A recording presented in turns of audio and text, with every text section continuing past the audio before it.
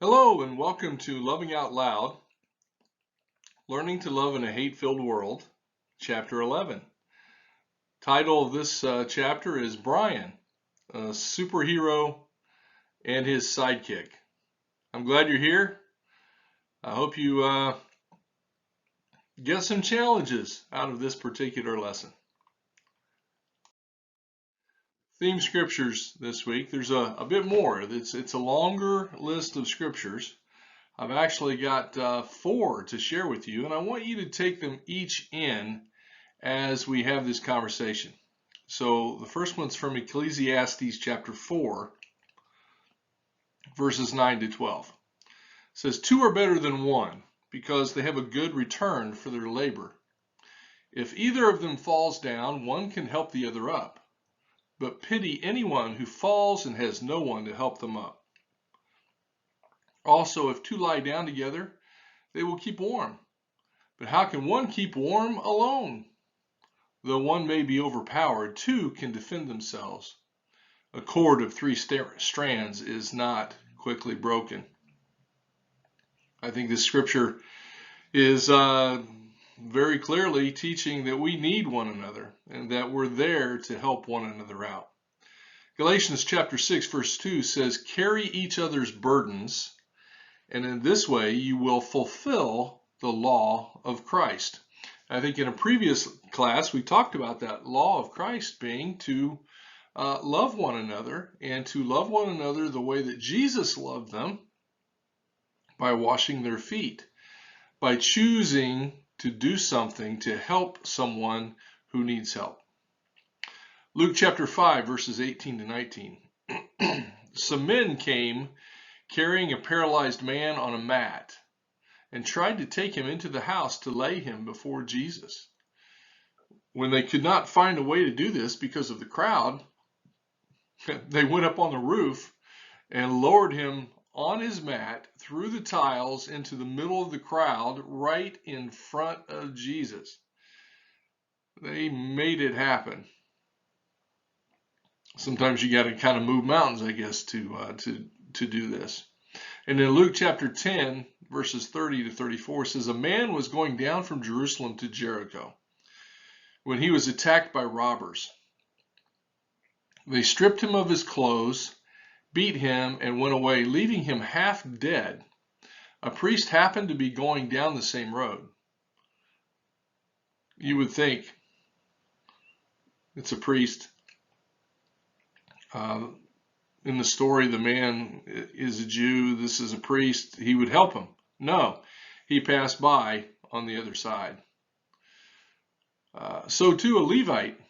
This is someone from the family from which priests come. It was a religious order. A Levite came to the place. Guess what? He passed by on the other side. But a Samaritan, as he traveled, now Samaritans were kind of enemies. They really kind of, Jews and Samaritans hated one another for the most part. So a Samaritan, as he traveled, came to where the man was, and when he saw him, he took pity on him.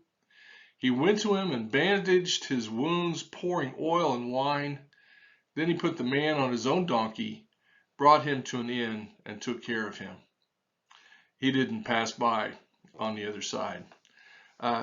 Keep that phrase in your mind, passing by on the other side. Now, this particular class, you've probably heard the term TMI, too much information. This particular class has a little bit of that. You'll see what I mean in a couple of minutes. But, we don't really like too much information sometimes. We don't want to get into the mess. We don't want people's details that are ugly. It's common for us to say, oh, TMI, TMI. We don't want that much information. But to fulfill the law of Christ is to show agape love. That means sometimes we got to get our hands dirty. We got to stick our fingers down in the muck and be willing to deal with the mess. But we shy away from that. We don't like messiness. We don't want to get our hands dirty. We want to pass by on the other side. And I am as guilty as you are. I remember back in my early days, college age years, I was considered a young professional group, but I was college age, around a lot of the kids who were going to college. We all went to church together. And there was this one brother who was in a wheelchair. He had cerebral palsy, and he really could not care for himself very well. And there were a group of brothers that, man, I have so much mad respect for them because of the sacrifices that they made to take care of this brother, carrying him up and down stairs, helping him dress, helping him eat, helping him go to the bathroom. This is where you say too much information. Well, it's real.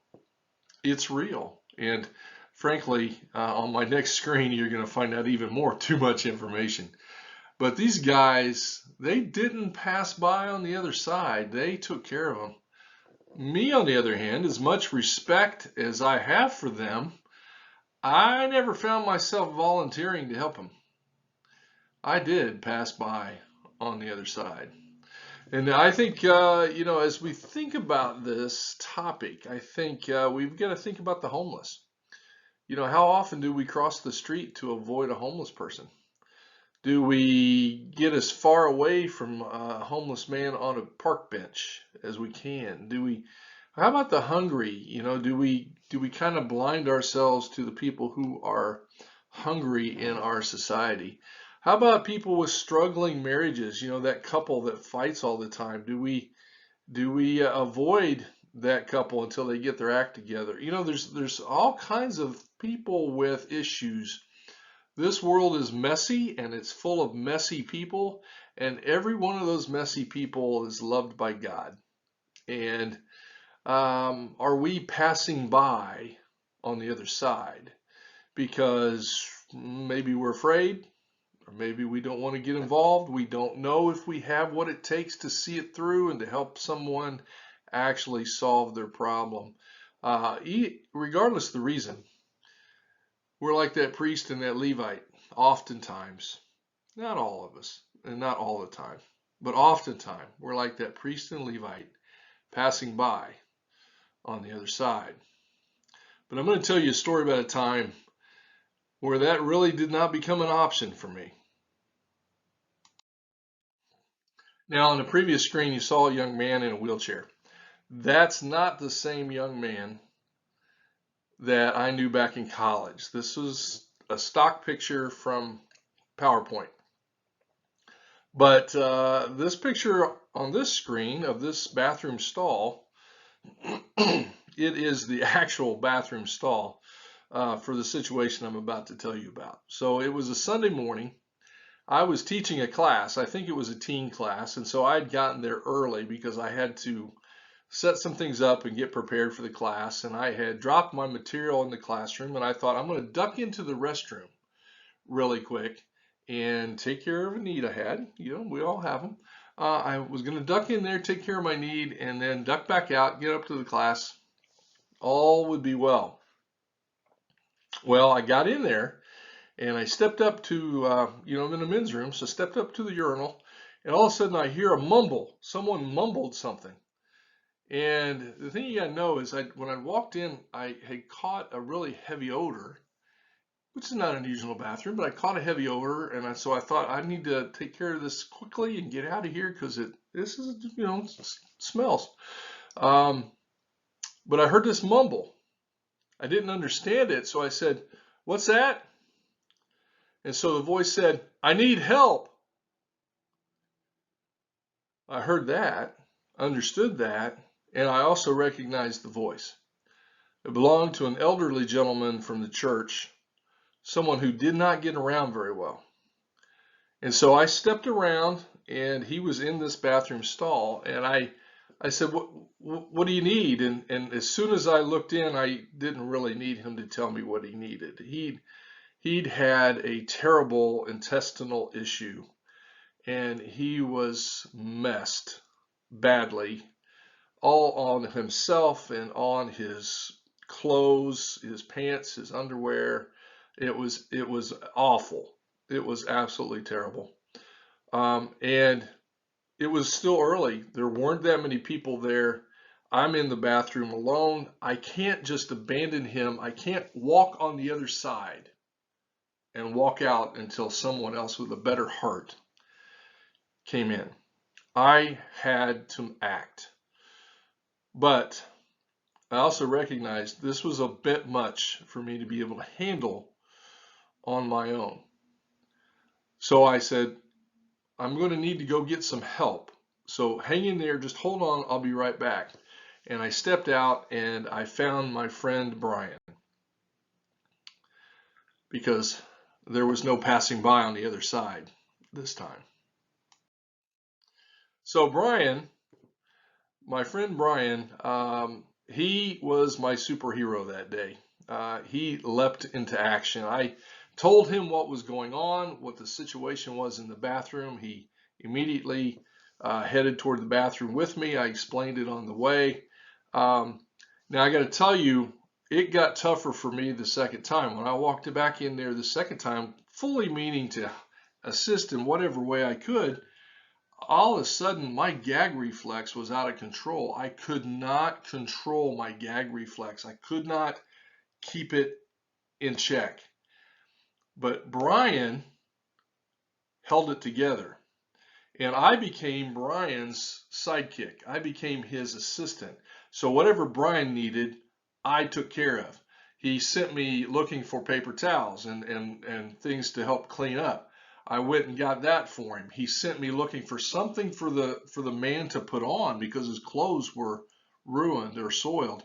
And so I went and searched for that. I found someone to help stand guard at the door so that this man would not be embarrassed.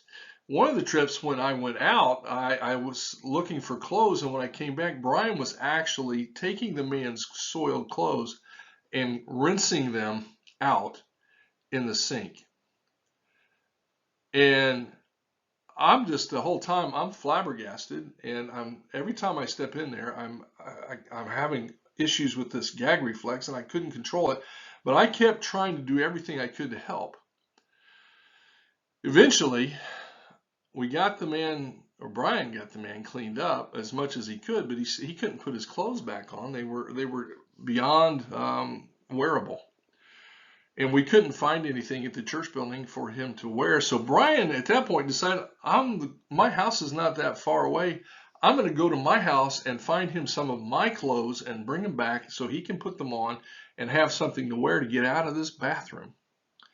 And so again, we got a man to stand guard at the bathroom door to, send people other directions. I had done everything I could, so I went and taught my class. And then I found out Brian came back, put his clothes on the man, and the man actually felt better, came out, worshiped, and nobody was the wiser. I could not believe what Brian had done. It was the most stellar example of selfless sacrifice, a show of agape love, that one of the greatest that I have seen.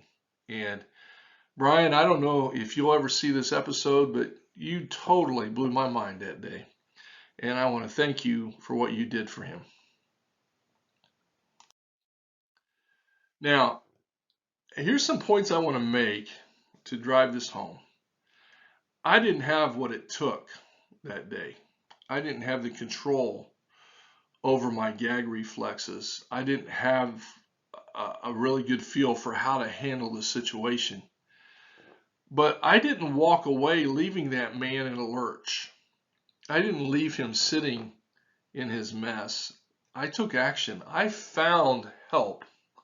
And then I continued to help until the situation was resolved. I saw it through to the end. Now, when we think about other situations in our lives, we don't always know all the answers.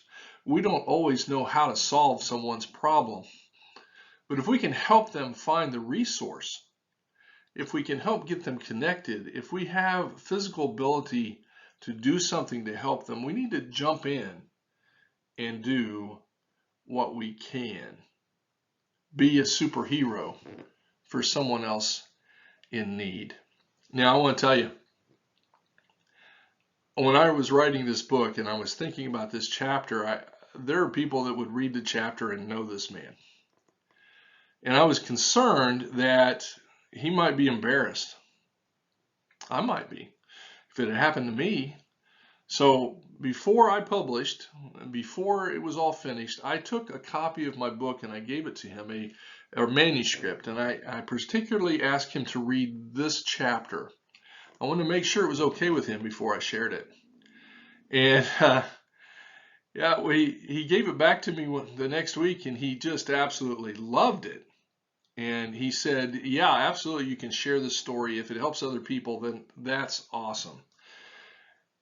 He didn't stop there. A week later, I saw him again, and he gave me a packet full of drawings. These were drawings of potential covers for the book. Now, ultimately, my publisher created the cover, but I put a copy of one of the drawings, this one that you see on this page, Lord's Love Has No Ending. This came from that elderly gentleman. He drew it along with a few others, gave them to me, and he had some suggestions about titles for the book and things like that. He was all excited about the book, even though his situation is in there. But he was happy to share it if it helped someone else. And so I think he deserves a little bit of accolades for that. So we'll do that in just a moment. Here's our discussion questions for this particular class. So again, each time between questions, pause it. If you're in a group, talk about it. If you're by yourself, at least pause it and give it some thought. Maybe jot down some thoughts or notes. First question, why are people hesitant to involve themselves when others need help? What are some reasons? What are some things that cause people to be hesitant? Okay, second question. Share about a person that you observed who truly stepped up into a situation to aid someone in a time of need. Number 3, have you ever passed by on the other side? Here's an opportunity for you to do a little bit of confessing. Share about a time when you passed by on the other side, like I did with the young man in the wheelchair so many years ago. Next question, have you ever had someone truly step into a situation on your behalf? Share about that. And then lastly, how does carrying someone else's burden fulfill the law of Christ? Okay, I want to say this chapter is dedicated to that elderly gentleman, and it's dedicated to the memory of James Persinger. He did pass away not long after I shared this book with him, and not long after he drew those drawings for me. So he was a great older gentleman, and I so much appreciated his heart when it came to being willing to share this story. All right, time for your weekly challenge. No walking by on the other side this time. Look for a burden that you can help carry for someone this week. Go out and fulfill the law of Christ by lifting someone else's load. All right, guys. Next week, we're going to talk about Todd and how trash talking takes a toll. A little shift in direction. Hope you guys have a great week. Thanks a lot.